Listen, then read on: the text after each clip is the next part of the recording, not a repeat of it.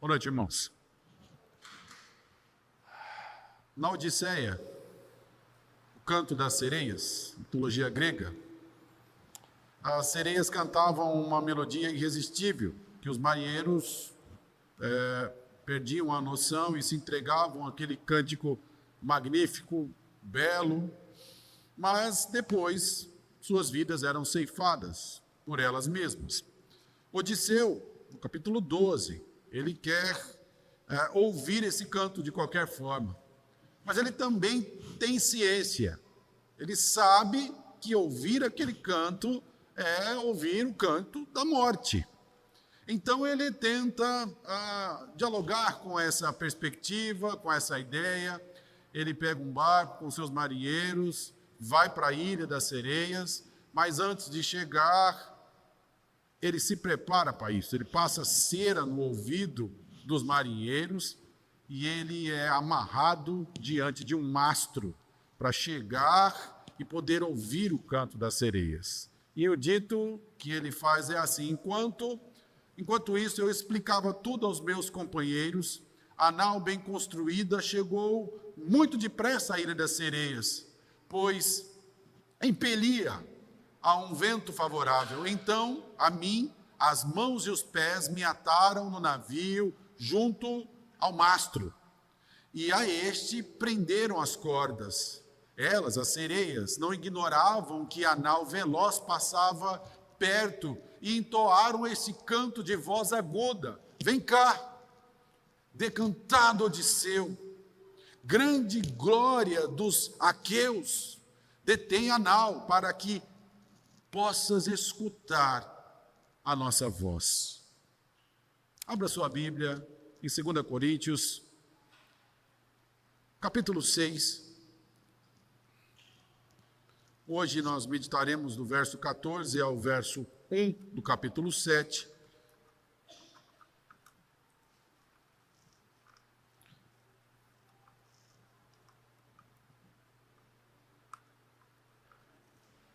Segunda Coríntios 6, a partir do verso 14.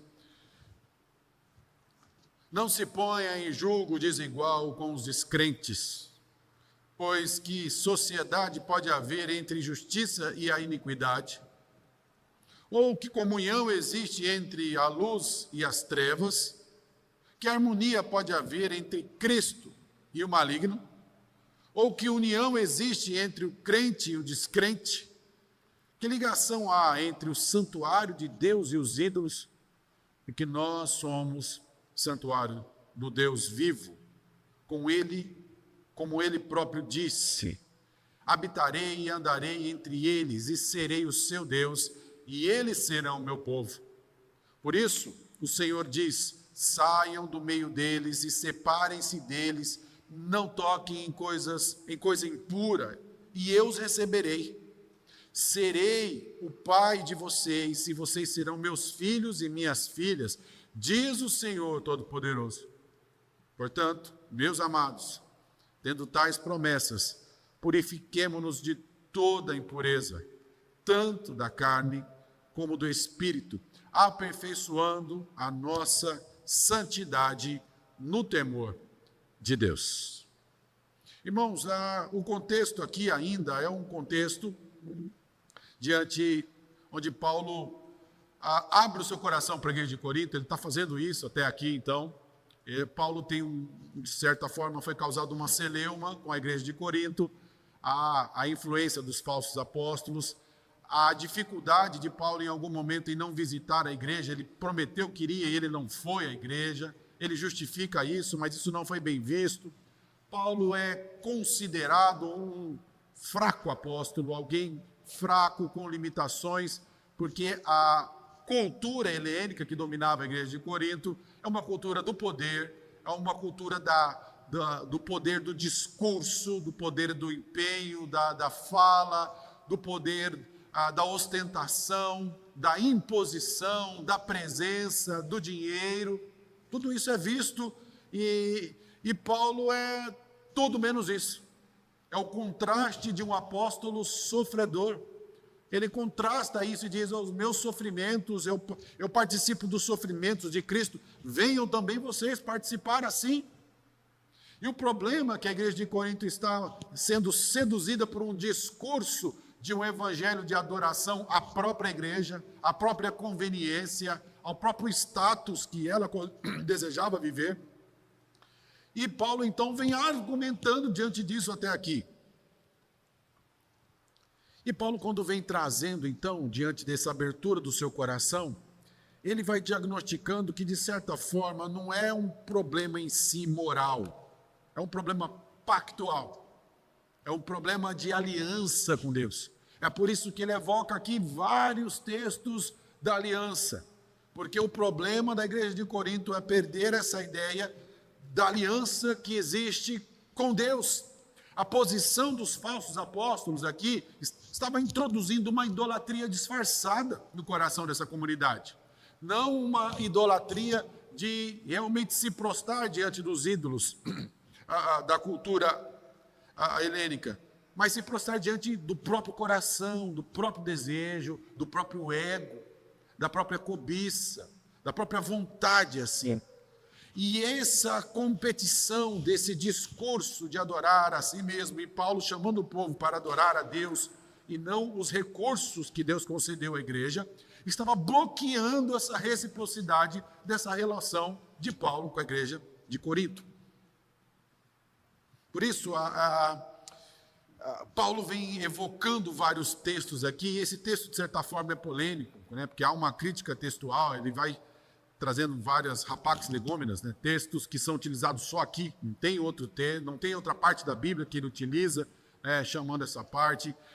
Tem os textos evocados de Isaías, de Neemias, de Números, de Êxodo, e ele vai trazendo essa postura, e muitos vão identificar essa postura de Paulo de repelir aqui, saia do meio deles, né? Separe-se deles, vão identificar esse discurso de Paulo com os moradores de Qumran, ou mais conhecidos da perspectiva filosófica, os essênios, que tinham uma ideia muito forte de separação, onde o reino de Deus se formou na comunidade. Então, eles já viviam, o reino de Deus já chegou, mas é no meio deles. Eles deveriam se separar do mundo, porque a glória de Deus estava sobre eles.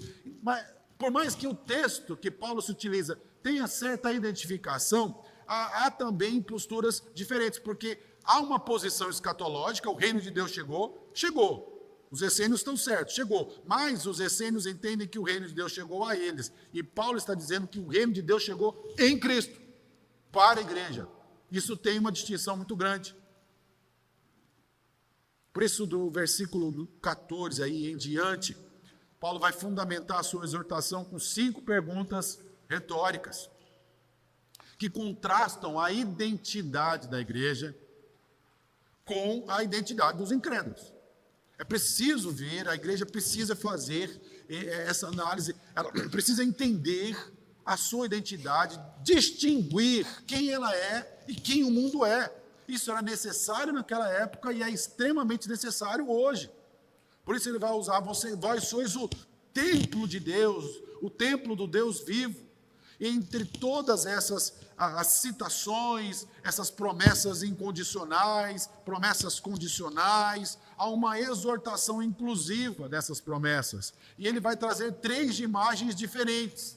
Uma imagem de um templo no qual o Senhor habita, depois, de certa forma, um apelo aos sacerdotes, dentro de um contexto de Isaías, para que removam os vasos do Senhor da Babilônia, né?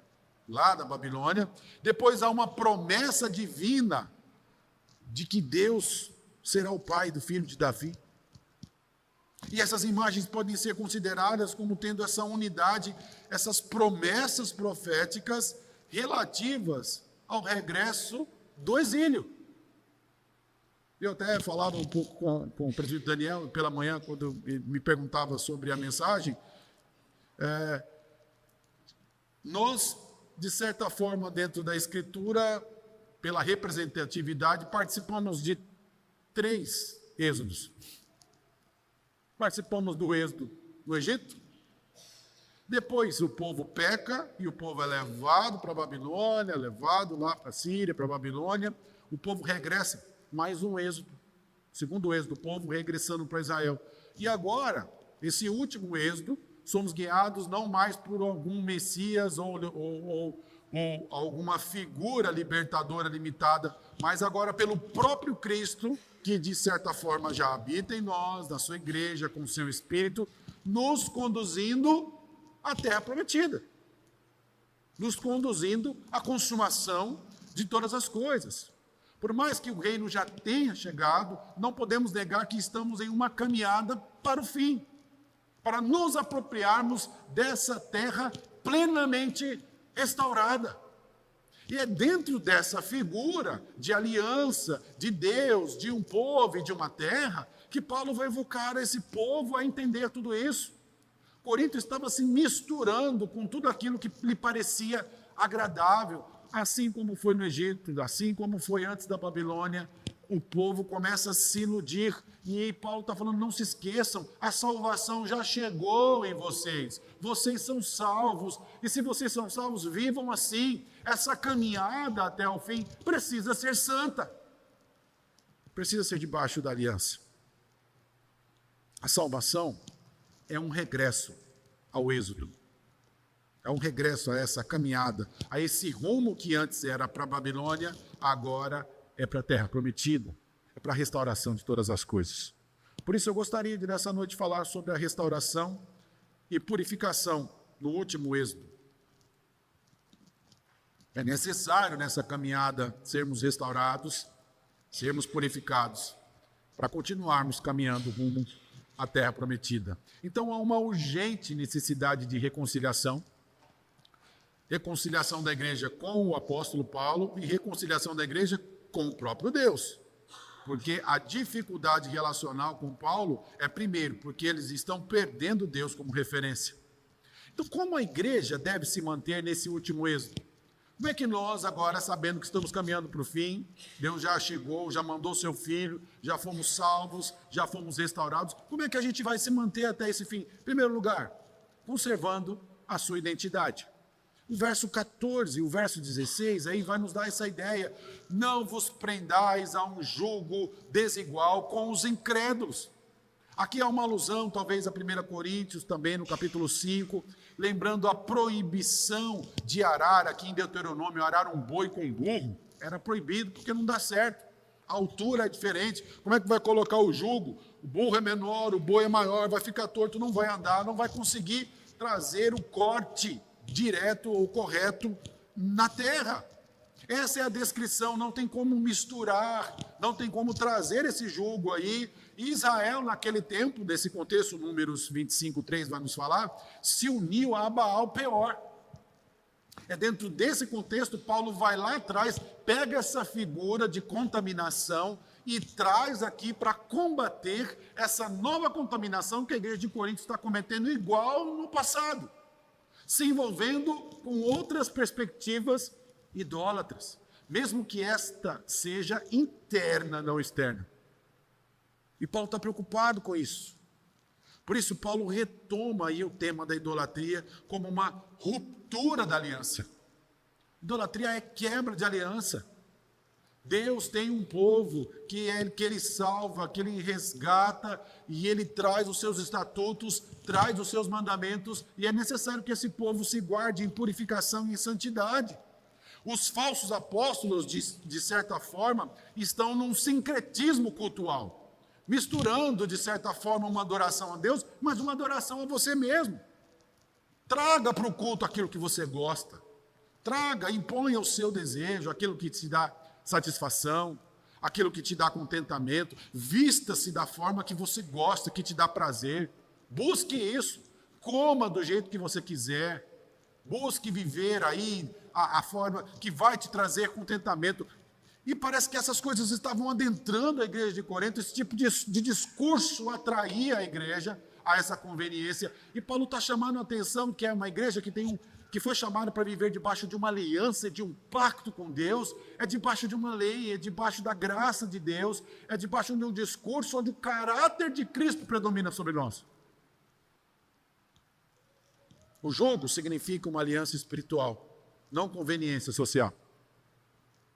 Não uma convivência social. Muito bem. Às vezes esse texto é visto de uma forma muito direcionada, né? As pessoas pegam esse texto exatamente para falar necessariamente de casamento, de jogo desigual, de sociedade. Esse texto não está falando necessariamente disso, por mais que ele vai chegar lá. Por mais que ele vai chegar lá. Mas esse texto está nos tratando necessariamente de um compromisso de uma comunidade de adorar a Deus.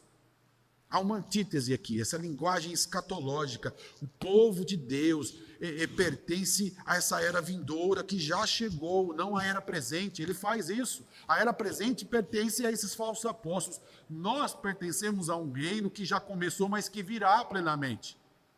Nós vivemos pela fé, não pelo nosso desejo. É por isso que ele vai trabalhando tudo isso, essas ideias de imagem, está tudo atrelado aqui. Essa advertência contra estar em um jugo desigual é, portanto, uma admoestação contra o trabalho em comum com o incrédulo. Você não tem como adorar a Deus com o incrédulo. O culto não pode ser participado por incrédulo. Você não cultua com o incrédulo não adora a Deus. É uma comunidade de aliança pactual. Nunca foi permitido. Quem não fizesse parte do povo não adorava. Ficava lá fora. E Paulo está chamando essa figura para cá. Por isso, essas 5 perguntas retóricas aqui, né, e explicativas, né, com os seus pares, né? Os 3 primeiros pares descrevem, de certo, a obra salvadora de Deus em contraste com o mundo, aqui no 14 ao 15. Ou que parte tem o crente com o incrédulo, no versículo 15. No 5º par, Paulo resume o argumento com uma imagem do templo, deixando claro que o seu apelo tem a dimensão coletiva, como também individual. Vamos dar uma olhada aí nessas 5 perguntas? Eu quero lutar com vocês com o tempo, mas eu quero caminhar com vocês e quero que vocês entendam um pouco mais do que Paulo está tratando aqui.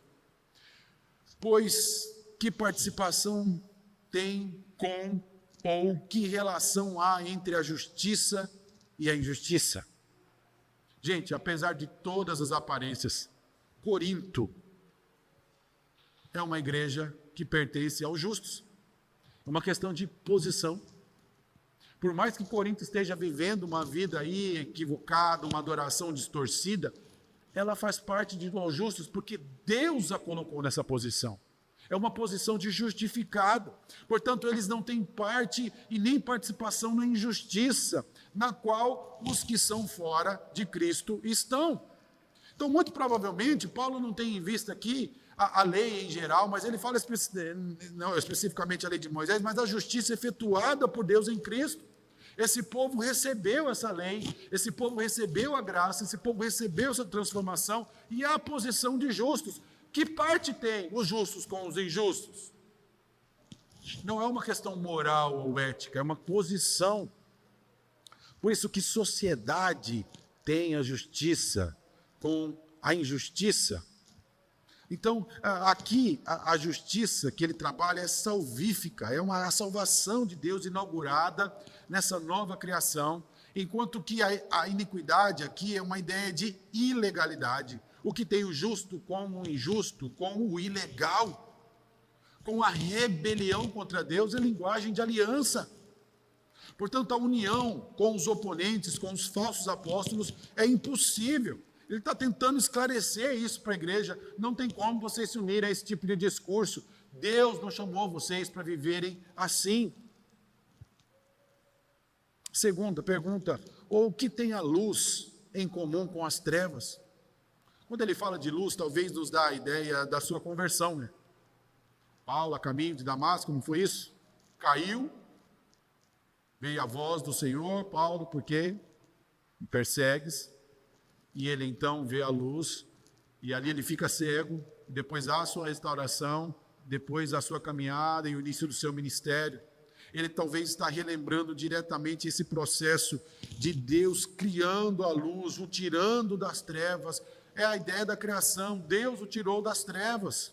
Deus o conduziu para uma vida de louvor e de adoração a Ele. Por isso ele está conectando aqui essa teologia da criação com a ideia da promessa de Isaías. A luz é a revelação da glória de Deus na face de Cristo. Não se trata apenas de bem e mal, mas de revelação, de visão, de cegueira, de se associar aos falsos mestres. Por isso é tão importante olharmos assim. Ele também pergunta, que harmonia há entre Cristo e Belial? A expressão aqui Beliar, ele não usa Belial, mas Beliar, que aparece muitas vezes, o significado de Beliar, antes de ser uma referência a Satanás, é uma referência à inutilidade, era usada ao nada. Talvez o discurso que ele está falando também tenha, de certa forma, um sarcasmo de Paulo, se é possível isso. Que discurso, que tipo de associação pode haver, que tipo de harmonia, né? A palavra que ele usa aqui, harmonia, é a ideia de sinfonia mesmo, a ideia musical. Que tipo de sinfonia pode haver? Que tipo de afinação pode existir entre o discurso santo e o discurso impuro? Não tem, isso não é bonito, isso não é agradável de se ouvir. É isso que ele vai trabalhando. Essa é a mensagem central.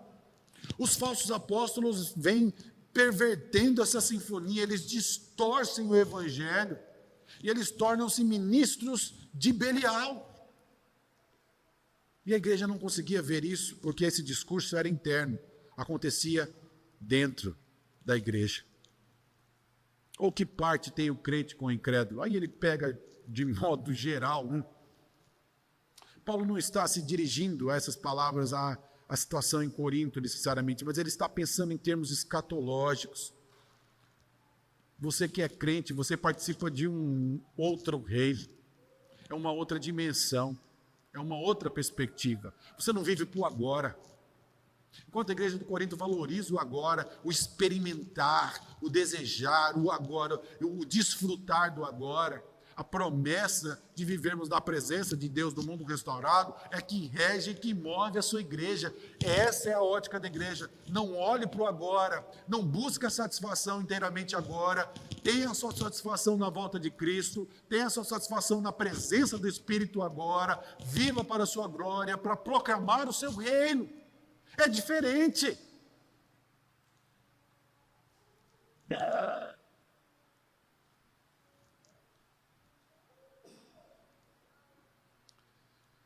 Nesse contexto de 2 Coríntios, o termo, então, de incrédulo, pagão, mira os oponentes da igreja. O incrédulo aqui é aquele que, embora possa usar o nome de Jesus, opera na carne e nega o poder da cruz. O crente se apega à cruz. Ele é preso à cruz para não se soltar às outras coisas. Ele é apegado a não ouvir outros discursos, outros cantos de sereia para iludi-los, porque ele se apega à cruz, ele é preso a isso. O crente é preso ao reino de Deus e os falsos mestres são presos aos seus próprios intentos e aos seus próprios desejos. E a quinta e última pergunta: o que concordância há entre o templo de Deus e os ídolos? Porque nós somos o templo de Deus, somos o templo de Deus vivo. O que foi prometido a Israel já se cumpriu agora. Levítico 26, 12 diz que ele haveria de ser o nosso Deus, se eles andarem nos seus estatutos e guardarem os seus mandamentos, ele andará entre eles e será o seu Deus. Ao retornarem a essa perspectiva de cumprimento da promessa de Deus de habitar no meio do seu povo, não necessariamente diante de uma obediência, mas porque esse povo entende o que Deus fez, esse povo obedece o Senhor. Aqui é um grande paradoxo. Deus não vai violar, de certa forma, a nossa vontade, mas Ele também não deixa de impor a sua soberania. A soberania de Deus, ela é absoluta, mas Ele chama o seu povo a obedecê-lo. Ele chama o seu povo a entender a sua palavra. Portanto, quando Paulo apela para Levítico aqui, e ele está apelando à ideia da permanência no deserto. Paulo comunica essa natureza, então, paradoxal da vida cristã. Nós chegamos em Cristo. Deus nos tirou do Egito, Deus nos tirou da Babilônia. Ele está nos trazendo para essa terra prometida, onde Deus já está diante de nós. Ele já é o nosso Senhor, Ele já habita no nosso meio. No entanto, de certa forma, como Paulo traz essa figura do deserto, ele também deixa claro que nós continuamos a ser um povo errante. Nós continuamos a pecar diante de Deus. Deus nos acompanha nessa jornada terrena, mas nós vivemos essa perspectiva e esse paradoxo de sermos justificados, de sermos santificados, de estarmos caminhando para a terra prometida, mas também de estarmos ainda pecando e ofendendo ao Senhor. De estarmos ainda sendo iludidos com um discurso de adoração ao nosso próprio ego e ao nosso próprio interesse. Por isso, dentro de todo esse par, o templo de Deus aqui, todas essas figuras, refere-se a, quando ele usa o termo naos teu, é o santo dos santos. Não é simplesmente uma ideia, é o santo dos santos. É o lugar máximo da habitação de Deus. Ele está dizendo que Deus habita ali, que nós somos essa habitação agora. E quando ele chama a atenção dos santos para nós agora aqui, então a comunidade cristã, ela é o local da habitação exclusiva de Deus na terra. Agora, a igreja de Corinto, entendendo isso, como é que ela pode pegar outros ídolos e colocar dentro, no mesmo lugar da habitação de Deus? Paulo está querendo fazer esse confronto, e às vezes a gente nos preocupa com isso. Facilmente somos sincréticos, A gente mistura as coisas. Não tem problema eu colocar a adoração a mim mesmo, os meus próprios interesses juntos. Não, tem sim. Paulo está falando que tem, a Escritura está nos falando, isso é profanação do santo lugar. Isso precisa ser entendido. Isso é abominação, isso é desonra. É por isso que Paulo está chamando para entender essa linguagem, dessa referência pactual.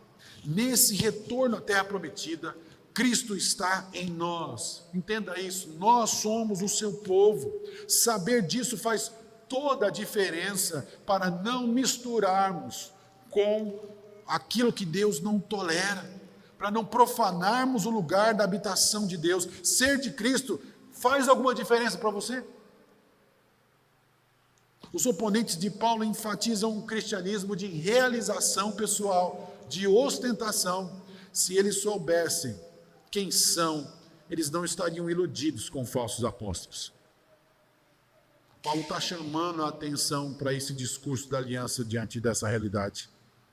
É muito necessário entender claramente que Deus os fez seus filhos, Deus os fez seu povo, Deus fez um pacto com eles e eles precisam conservar a sua identidade. Mas nessa caminhada eles não precisam só conservar a sua identidade, mas eles precisam também conservar o seu vínculo familiar. O verso 17 e verso 18, portanto, saiam do meio deles, se separem, diz o Senhor, e não toquem no que é impuro. Paulo vai jogando duro demais aqui. O chamado de Deus para agirmos procede do que Ele realizou, do que Ele promulgou para nós em Cristo. Há um chamado claro aqui para partir, para sair da Babilônia. Isso aqui está em Isaías 52. E na sequência desse anúncio de salvação de Jerusalém, o cumprimento da promessa cria o espaço no qual a nossa obediência ocorre. Nós só obedecemos porque Ele nos salvou. Esse é o paradoxo, que não é nada mais do que o que as Escrituras chamam de fé. Ele te salvou, Ele te tirou, e Ele quer que você caminhe, que você chegue onde Ele determinou que você deva chegar. Ele enviou o seu Espírito para acompanhar você, e você assim o deve fazer diante das circunstâncias mais terríveis possíveis. E quando você continua a caminhar, é porque você crê na promessa. Você crê naquilo que Deus estabeleceu. Você entende quem você é. O verso 17 e 18 é o ápice da argumentação de Paulo como a parte dessa catena de citações do Antigo Testamento, porque fundamenta essa identidade do povo de Deus, desse povo santo. Sai do meio deles, separai-vos, diz o Senhor, e não toqueis em coisas impuras. É uma referência a sair, é pactual, ela não é física. É pactual mesmo. Volte para o pacto, volte para aquilo que Deus estabeleceu. Assim como Israel deixou a Babilônia para restaurar sua identidade como povo, a igreja deve deixar a esfera dos falsos apóstolos, fugir da influência idólatra de si mesmo e caminhar para uma vida de adoração e serviço ao Senhor. O imperativo não visa pagãos ou associações sociais prioritariamente, mas uma comunidade pactual que não pode permitir que o evangelho seja contaminado. E aqui entra sim as relações sociais também, porque Paulo, me parece aqui, que ao tratar o problema do coração, ele poderia ser cirúrgico. Aqui, ó, ponto. É bem aqui, abre o coração e aqui a gente tira esse problema da idolatria do coração e resolve. O tratamento de Paulo não é cirúrgico, ele não vai diretamente falando disso. O tratamento de Paulo aqui é uma quimioterapia, ele aplica na veia e mata tudo que tiver de impureza. Não se associem com eles. O discurso é geral. Então não dá para nós, quando entendemos que ele está falando de uma associação aqui, pactual, cultual, de adoração, não entendermos que isso é total, porque a comunidade pactual da aliança é uma santidade total, em tudo, em todas as nossas relações. Então eu devo me preocupar, sim. Se a minha associação com o meu sócio na empresa está glorificando a Deus, eu preciso me preocupar. Eu preciso me preocupar se quem eu vou me casar necessariamente me conduzirá a servir e adorar ao Senhor. É uma preocupação santa, porque é uma comunidade de aliança e pactual. Pacto, não sou eu, é Paulo que traz esse conceito para cá. Ele usa uma quimioterapia para matar o problema lá no coração. É para limpar tudo. É para não deixar espaço para nada. Ele usa aqui o aoristo imperativo, que implica uma ruptura decisiva, não é gradual, é decisiva, é agora, é tudo, limpa tudo. Não sobra nada. Ele usa a expressão aqui, coisa impura, né? Tudo que viola a exclusividade da presença de Deus no templo, inclusive a falsa doutrina, isso deve ser extirpado, deve ser retirado. A igreja precisa entender que ela é o templo santo. O templo exige pureza. E purificar significa separação das influências daquilo que negam a Cristo, que distorce o evangelho. Então, assim como a aliança foi quebrada lá em Baal-Peor pela união ilícita, a igreja aqui corria o risco também de se unir aos falsos apóstolos. E Paulo está preocupado com isso. Aqui é uma elucubração minha que eu fico pensando. Quando Paulo traz esse discurso e a igreja escuta essa mensagem, será que aquela igreja não se dividiu? Será que não teve gente que falou, não, eu quero é curtir. Para quê? Para que tirar essa parte boa do culto? Para que tirar essa parte boa e tão agradável da nossa convivência? Para que não ouvir esses discursos tão agradáveis? Para que uma mensagem tão áspera e tão dura? Eu fico imaginando isso. Como acontecia lá, como poderia acontecer hoje. Perderam de vista o que diz o versículo 18. Serei para vós pai, e vós sereis para mim filhos e filhas, diz o Senhor Todo-Poderoso. O versículo 18 está combinando 2 Samuel aqui com Isaías 43. Há uma promessa davídica que é estendida a toda a comunidade cristã, toda a comunidade escatológica. Havia uma filiação, ele seria o pai do filho de Davi, ele seria o pai de Cristo, ele é o pai de Cristo. E ele mostra que Paulo aqui aplica ao povo originalmente essa promessa do Messias. O povo participa da filiação do filho, recebendo a mesma relação com o pai.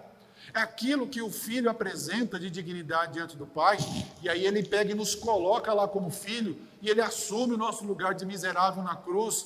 Quando ele faz essa troca, eu e você somos filhos de Deus, nós desfrutamos disso, somos incluídos. Ele põe bonita palavra aqui, filhos e filhas.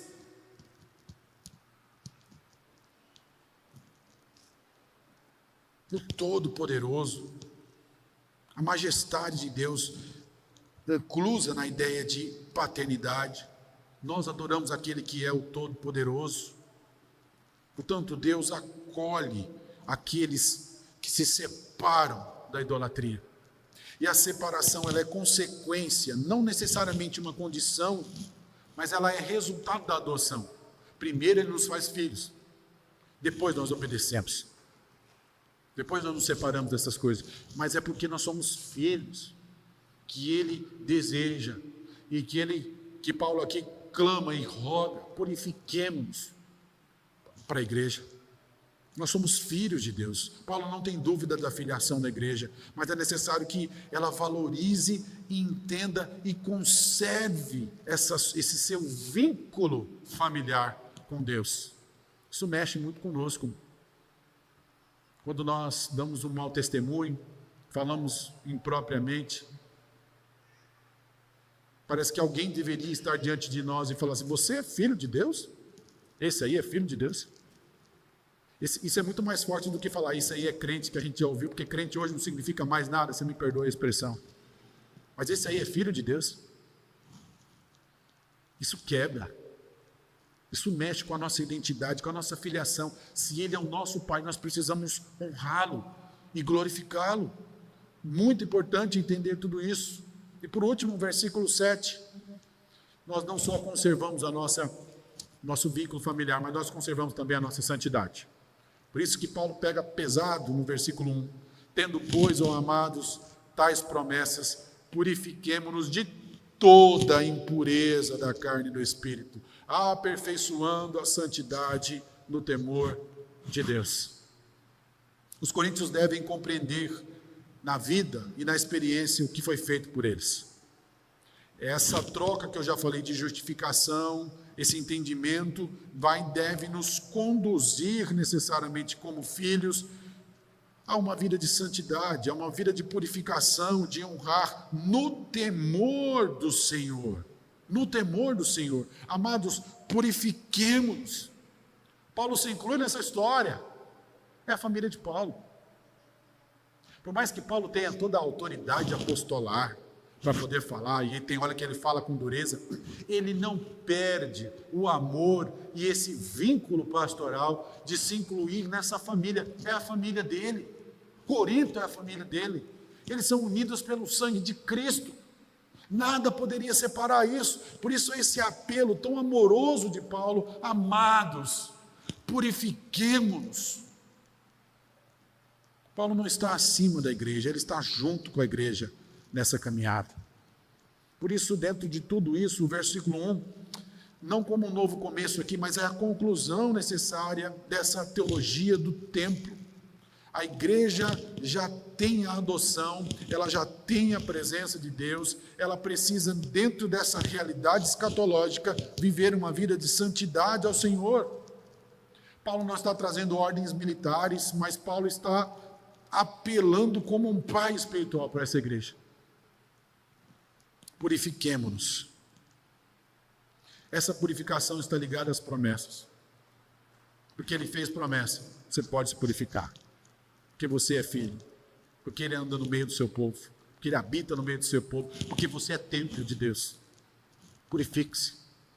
Paulo traz prerrogativas santas daquilo que foi colocado por Deus. E por isso é tão importante entendermos tudo isso. Fugirmos dessa ideia de impureza, né? É uma conotação aqui, é cultural, religiosa, não apenas moral, né? Mas é a contaminação causada pela associação com os falsos apóstolos, com as falsas doutrinas. Ele vai chamar de jugo desigual. Se nessa caminhada de arar a terra e servir ao Senhor, você andar junto com alguém que não quer fazer, o serviço não vai ficar bom. Na simplicidade é isso. Quem já viu arar uma terra é assim. Hoje não mais, né? Talvez nem se usa mais isso, né? Só Mato Grosso é colheitadeira, das melhores que tem. Mas antigamente lá com o arado, o boi, não tem como colocar dois para puxar tudo isso se não estiverem equilibrados. Não vai sair reto, não tem como sair um bom serviço. Então a purificação que ela é necessária é tirar, e aqui é pessoal que ele está falando aqui. Tirem aqueles que estão fazendo isso. Tirem aqueles que estão conduzindo o povo a sair disso, a sair de uma adoração a Deus. Então a purificação ela não é um ritual externo, ela é remoção de lealdades divididas que impedem a habitação plena de Deus. Paulo usa aqui uma quimioterapia para atacar tudo isso. É um remédio na veia que mata tudo. Me lembro do contexto de fazenda, e quando o gado ficava doente, alguma coisa, eu esqueci o nome desse remédio, meu pai passava até na gente isso aí. Um remédio roxo assim que chamava Lepecide. Passava, mas não ficava carrapato, não ficava nada, aquilo matava tudo. Limpava, né, o animal, limpava todas as coisas, e ele vinha para isso. A utilidade dele era múltipla. Pois bem, a utilização de Paulo aqui é múltipla, ele vem limpar tudo o que impede. O problema de Corinto era com a idolatria e com a imposição dos falsos apóstolos diante dele, mas Paulo vem limpando tudo. Ele está usando termos de aliança, ele derruba tudo que compromete o compromisso com Deus, quando ele chama o seu povo para voltar para a aliança. Aqui a palavra de impureza, né, ela tem um termo aqui, usado poucas vezes, né, 3 vezes apenas, de mancha, de sujeira, adquirida por um contato. Livre-se dessas impurezas. Não é uma impureza que você esbarrou, alguém encostou em você e te sujou. Você adquiriu isso de um contato com alguém. Esse termo dá essa ideia, é pessoal. É pessoal. E a expressão dele aqui, né, do Aurício, sugere uma ação decisiva pontual. Vamos limpar de uma vez por todas. É um rompimento definitivo com o passado pagão. Tudo, derrube tudo. Volte-se para o Senhor. Derrube tudo aquilo que contamina a sua adoração com Deus. Da carne e do espírito. Estamos terminando, irmãos. Ele usa a expressão carne e espírito, aqui é um grande problema, porque todo Paulo sempre usou carne e espírito como opostos. Aqui ele não usa como opostos.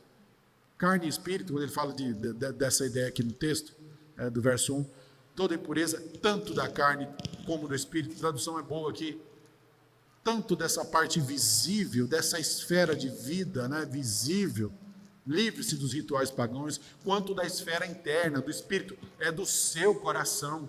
Não permita que o seu coração se iluda, sua mente, a sua vontade, as suas orientações se apeguem a esse discurso fraudulento do Evangelho, que no fim das contas vai adorar só você. Fuja disso. Fuja daquilo que alimenta o seu corpo contra o Senhor e fuja daquilo que alimenta o seu coração contra Deus. Purifique-se. É esse o processo que o povo é chamado a viver e a desfrutar, aperfeiçoando ou levando a termo. É um alvo escatológico, tem um fim, vamos chegando até o momento certo. A santidade é a realidade posicional. Deus te pôs na posição de santos pelo que Cristo fez por você. Agora vem você querendo sair daí, agora vem você querendo se sujar. Não é uma questão de perfeccionismo, é uma questão de Deus te colocou aqui e fica aqui, você quer sair, você quer me mudar, você quer outras coisas, quer curtir outras vibes.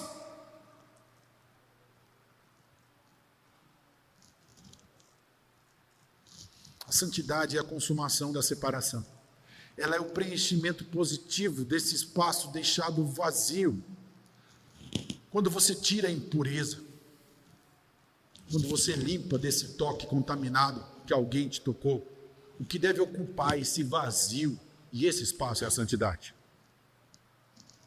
Esse desejo de amar ao Senhor, esse desejo de entregar a sua vida no temor de Deus, é a última expressão aqui. É a condição indispensável para a santidade. Não existe santidade sem temor do Senhor. Existe uma vida austera. Tem gente que vai viver assim, tem várias seitas que vivem assim, que se afastam, os próprios essênios, acreditando que pela própria força, pelo próprio empenho, pela própria disciplina, eles vão conseguir adorar a Deus e vão se afastar do pecado. Ninguém se afasta do pecado sozinho, ninguém tem força para isso. é no poder do Espírito, é no temor do Senhor, é temendo a Deus, é amando o Senhor, não é a autoconfiança. Ele está quebrando aqui. A igreja de Corinto tem a autoconfiança de viver uma vida seguros, livres, de ostentação e de poder. Ele está chamando o povo para tremer diante da santidade de Deus. Temam o Senhor. Temam, Ele está no meio de vocês. Sem temer a Deus não há santidade, há uma vida moralista e uma vida hipócrita. E como nós vivemos uma vida hipócrita? Porque nós deixamos de reconhecer a presença real de Deus em nós e no nosso meio. Vocês são templo de Deus. Talvez você possa se perguntar, o que virou de Odisseu? Curioso do jeito que ele era, queria porque queria ouvir o canto da sereia. Pois bem, ele foi amarrado lá no mastro, e diz aí a história que os seus marinheiros com seus ouvidos tapados de cera não escutavam.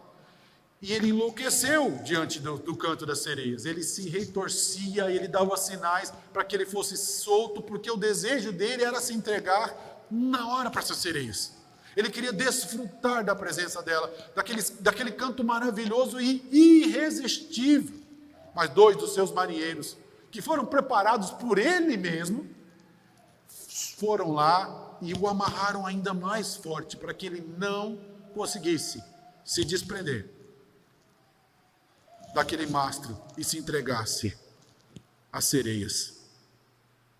O navio continuou navegando, somente quando a ilha ficou para trás, que ele foi solto. E aí ele compartilha com toda a tripulação terrível sofrimento que ele passou diante dessa situação. Nós, como igreja e povo de Deus, precisamos entender que somos uma comunidade da aliança, que somos presos à cruz de Cristo, que somos condicionados a uma vida de santidade, que somos a habitação de Deus e que não cabe a nós nos iludirmos com qualquer outra coisa que possa parecer tão atrativa, porque Deus não nos fez para isso. Você quer razão maior do que isso? Não estou apelando ao seu desejo, à conveniência, ao prazer que você pode ter. Deus não te constituiu como filho para viver uma vida longe da sua santidade e da sua glória. Se você é o filho de Deus, você não deve fazer isso.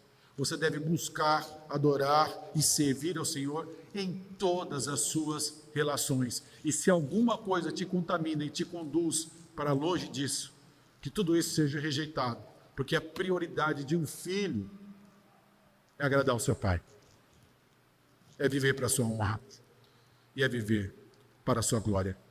Deus nos dê o privilégio, assim, de vivermos e buscarmos a sua honra e sua glória em todo o nosso culto, em toda a nossa vida e em toda a nossa devoção.